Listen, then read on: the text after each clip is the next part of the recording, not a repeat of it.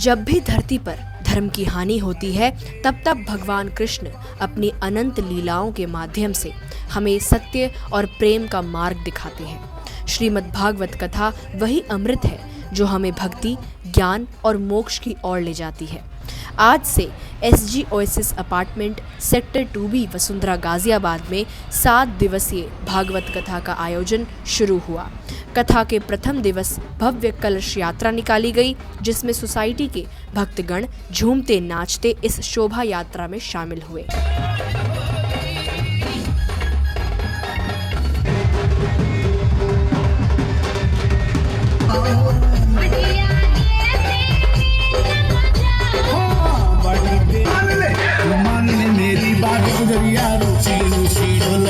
इस अवसर पर कथाव्यास श्री माधवानंद जी महाराज ने कहा कि यह कथा हर प्रकार के संकटों का निवारण करती है और सुख प्रदान करती है।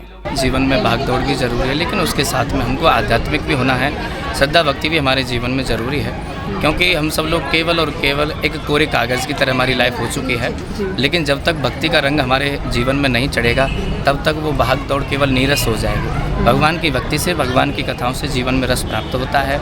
जीवन को जीना कैसे है, कलाएं क्या हैं, क्या खाने योग्य है, क्या पीने योग्य है, क्या पहनने योग्य है, वो सारा कुछ हमें भगवान की सत्संग से, भगवान की कथाओं से प्राप्त होता है।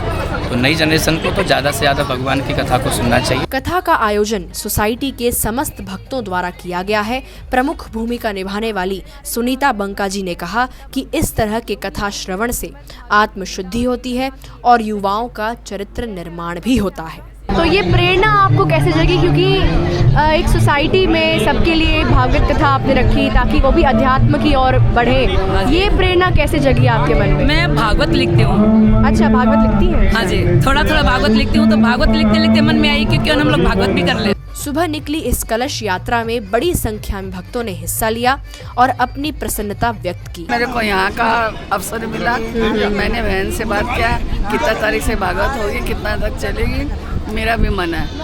तो उसने कहा कि चलो आ जाओ, तो मैं इसके साथ आ गई। और यहाँ के मेरे को इतना अच्छा लग रहा है कि मैंने ज़िंदगी में एक बार पहले भागवत सुनी थी, ऐसी दूसरी बार मौका मिल गया मेरे को। अच्छा लग रहा है और ये सब चीज़ें जो है मन में शांति देती हैं और ईश्वर के प्रति आस्था को और प्रगाढ़ बनाती है। यह कथा 5 अप्रैल 2026 से 11 अप्रैल 2026 तक प्रतिदिन संध्या 4 बजे से प्रभु इच्छा तक चलेगी और 12 अप्रैल को हवन और भंडारा भी होगा।